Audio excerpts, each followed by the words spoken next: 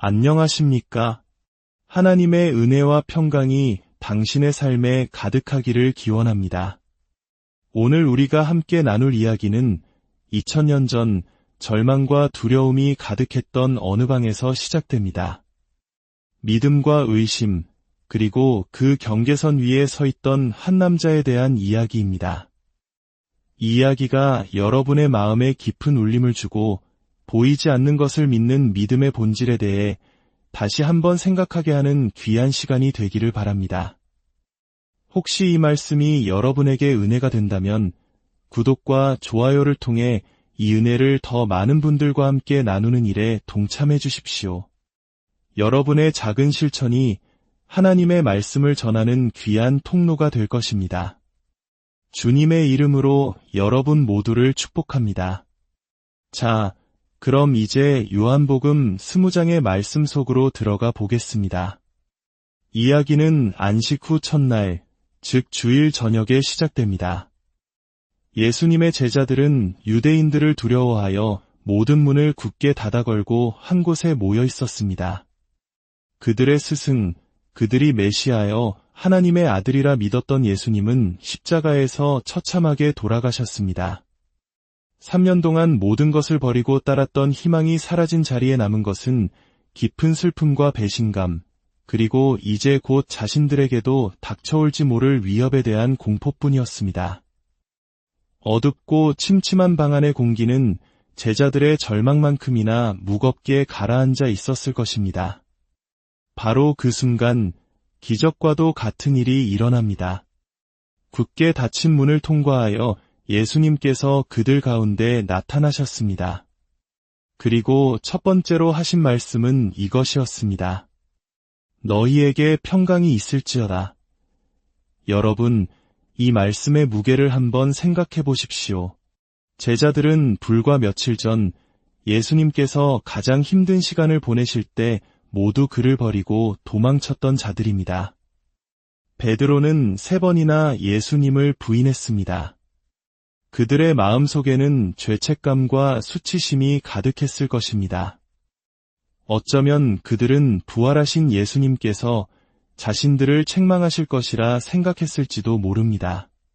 그러나 예수님은 책망 대신 모든 것을 용서하고 감싸 안는 따뜻한 평화의 인사를 건네셨습니다. 그리고는 못 박혔던 손과 창에 찔렸던 옆구리를 보여주셨습니다.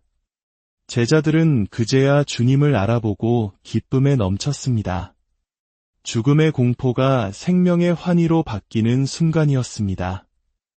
예수님은 다시 한번 말씀하십니다. 너희에게 평강이 있을지어다. 아버지께서 나를 보내신 것 같이 나도 너희를 보내노라. 그리고 그들을 향해 숨을 내쉬며 말씀하셨습니다. 성령을 받으라. 너희가 누구의 죄든지 사하면 사하여질 것이요 누구의 죄든지 그대로 두면 그대로 있으리라. 절망에 빠져 숨어있던 제자들에게 용서와 평강을 주시고 이제는 세상을 향해 나아가 복음을 전파할 위대한 사명을 부여하신 것입니다. 그런데 이 모든 놀라운 일이 일어났을 때 그 자리에 없었던 한 사람이 있었습니다. 12 제자 중 하나인 도마였습니다. 디두모라고도 불렸던 그는 다른 제자들이 흥분하여 우리가 주를 보았노라 라고 외쳤을 때 그들의 말을 믿지 못했습니다. 도마는 이렇게 대답합니다.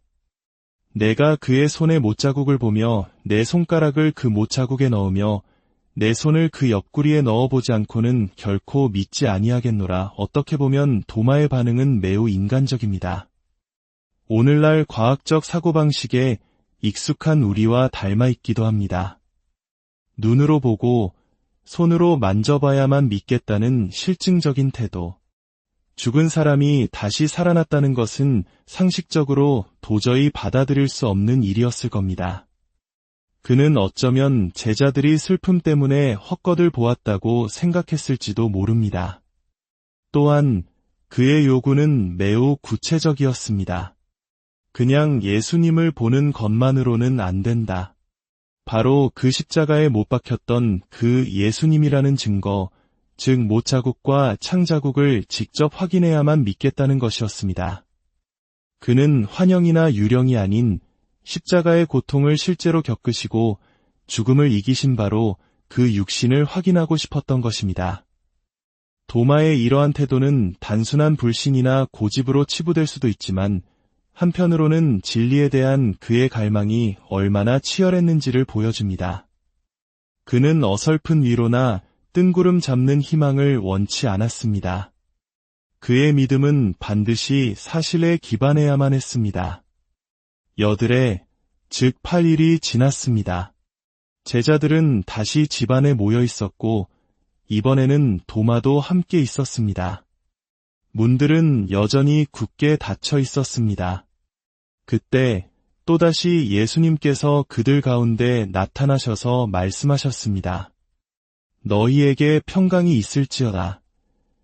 그리고 예수님은 곧장 도마에게로 향하셨습니다. 예수님은 도마가 다른 제자들에게 했던 말을 정확히 알고 계셨습니다. 마치 그 자리에 함께 계셨던 것처럼 말입니다. 예수님은 부드럽지만 단호한 음성으로 말씀하셨습니다. 내 손가락을 이리 내밀어 내 손을 보고 내 손을 내밀어 내 옆구리에 넣어보라. 그리하여 믿음 없는 자가 되지 말고 믿는 자가 되라. 이 순간 도마의 마음이 어떠했을까요? 자신의 가장 깊은 곳에 있던 의심의 말을 모두 듣고 계셨던 주님 앞에 섰을 때 그는 아마 온몸에 전율을 느꼈을 것입니다. 주님은 그의 의심을 꾸짖지 않으셨습니다. 오히려 그의 요구를 들어주시며 인내와 사랑으로 그를 믿음으로 이끌어 주셨습니다. 성경에는 도마가 실제로 예수님의 상처에 손을 대었다는 기록이 없습니다. 그럴 필요가 없었기 때문입니다. 주님의 존재와 그분의 사랑 넘치는 음성 앞에서 그의 모든 의심은 눈 녹듯 사라졌습니다. 도마의 입에서 위대한 신앙 고백이 터져 나왔습니다. 나의 주님이시여 나의 하나님이시니이다. 이 고백은 요한복음 전체를 통틀어 가장 강력하고 직접적인 예수님의 신성에 대한 고백입니다. 예수님을 단순히 위대한 스승이나 선지자가 아닌 자신의 삶의 주인이자 창조주 하나님으로 인정한 것입니다. 요한복음 1장에서 말씀이 곧 하나님이시니라 고 선포했던 진리가 이제 도마의 고백을 통해 생생하게 증명된 것입니다. 의심 많던 도마는 역설적으로 가장 위대한 믿음의 고백을 한 제자가 되었습니다. 예수님은 도마에게 말씀하십니다. 너는 나를 본고로 믿느냐? 보지 못하고 믿는 자들은 복되도다. 이 말씀은 도마를 넘어 2000년의 시간을 건너 바로 오늘을 살아가는 우리 모두에게 하시는 말씀입니다. 우리는 도마처럼 부활하신 예수님을 직접 눈으로 볼 수 없습니다.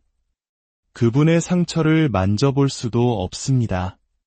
하지만 우리는 복된 자들입니다. 왜냐하면 우리는 사도들의 증언, 즉 성경에 기록된 말씀을 통해 예수님을 믿기 때문입니다. 하나님께서는 바로 이 증언을 통한 믿음을 우리에게 계획하셨습니다. 요한이 이 복음서를 기록한 목적이 바로 여기에 있습니다. 30절과 31절은 이렇게 말합니다. 예수께서 제자들 앞에서 이 책에 기록되지 아니한 다른 표적도 많이 행하셨으나 오직 이것을 기록함은 너희로 예수께서 하나님의 아들 그리스도이심을 믿게 하려 하며 또 너희로 믿고 그 이름을 힘입어 생명을 얻게 하려 함이니라. 도마의 이야기는 우리에게 몇 가지 중요한 영적 교훈을 줍니다. 첫째, 이 이야기는 예수님의 부활이 영적인 상징이나 비유가 아닌 실제적인 육체의 부활이었음을 강력하게 증거합니다. 부활하신 예수님은 십자가에서 죽으셨던 바로 그분과 동일한 분이셨으며 영광스럽게 변화된 몸에도 사랑의 상처를 그대로 지니고 계셨습니다. 이것은 장차 우리 성도들이 누리게 될 부활의 소망이 얼마나 실제적이고 영광스러운 것인지를 보여줍니다. 천국에 계신 예수님은 지금도 우리를 위해 흘리신 보혈의 흔적을 가지고 우리를 위해 중보하고 계십니다. 둘째, 우리는 예수님의 무한한 인내와 자비를 보게 됩니다. 제자들은 예수님을 버리고 도망쳤고 도마는 의심했습니다. 그러나 예수님은 그들을 찾아오셔서 심판이 아닌 평강을 선포하셨습니다. 굳게 닫힌 문을 뚫고 찾아오시는 그분의 능력은 우리의 마음이 닫혀 있고 어떠한 절망적인 상황에 처해 있을지라도 주님은 모든 장애물을 넘어 우리에게 찾아오실 수 있음을 보여줍니다. 우리의 연약함과 실패에도 불구하고 주님의 인내와 사랑은 언제나 우리의 필요보다 크십니다. 혹시 지금 삶의 무게에 짓눌려 믿음이 흔들리고 있다면 도마를 찾아오셨던 주님께서 바로 당신 곁에도 함께 계심을 기억하십시오. 셋째, 진정한 믿음은 단순한 지적 동의나 감각적 경험을 넘어선 하나님의 기적적인 역사임을 깨닫게 됩니다. 도마는 만져봐야 믿겠다고 했지만 결국 만져보지 않고도 위대한 고백을 했습니다. 주님을 인격적으로 만나는 순간 그의 마음속에 하나님께서 믿음의 기적을 일으키신 것입니다. 믿음은 증거에 기반하지만 증거만으로는 완성되지 않습니다. 성령께서 우리의 눈을 열어주실 때 우리는 비로소 말씀을 통해 살아계신 주님을 만나고 나의 주, 나의 하나님이라고 고백하게 되는 것입니다. 사랑하는 여러분, 우리는 모두 마음속에 작은 도마를 품고 살아갑니다. 이해할 수 없는 고난 앞에서, 응답 없는 기도 앞에서 우리는 때로 의심하고 흔들립니다. 그러나 오늘 말씀은 그런 우리에게 큰 위로와 희망을 줍니다. 주님은 우리의 의심을 정죄하지 않으시고 오히려 더 큰 믿음으로 나아가는 발판으로 삼아주십니다.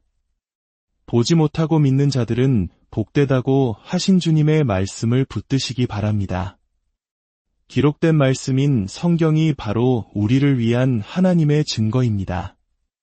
이 말씀을 읽고 묵상할 때 성령께서 우리의 마음을 만져주시고 도마가 경험했던 것처럼 살아계신 주님을 인격적으로 만나는 기적이 일어나게 될 것입니다. 그리하여 우리 입술에서도 주는 나의 주님이시요 나의 하나님이십니다. 라는 진실한 고백이 흘러나오기를 간절히 소망합니다. 이제 함께 기도하겠습니다. 사랑과 은혜가 풍성하신 하나님 아버지, 의심 많던 도마를 찾아오셔서 그의 불신을 위대한 신앙 고백으로 바꾸어 주신 주님의 자비에 감사드립니다. 우리도 세상을 살아가며 때로 의심하고 넘어질 때가 많음을 고백합니다. 그러나 주님, 굳게 닫힌 문을 뚫고 제자들에게 찾아오셨던 것처럼 의심과 두려움으로 닫힌 저희의 마음 문을 열고 찾아와 주시옵소서. 너희에게 평강이 있을지어다 말씀하여 주시고 주님의 상처 입은 손으로 저희를 어루만져 주시옵소서. 그리하여 말씀을 통해 날마다 살아계신 주님을 만나고 보지 않고도 믿는 복된 자의 삶을 살게 하여 주시옵소서. 우리 각자의 삶 속에서 나의 주, 나의 하나님이라는 고백이 끊이지 않게 하시고 그 믿음을 통해 영원한 생명을 누리는 기쁨을 허락하여 주시옵소서. 우리 주 예수 그리스도의 이름으로 기도드립니다.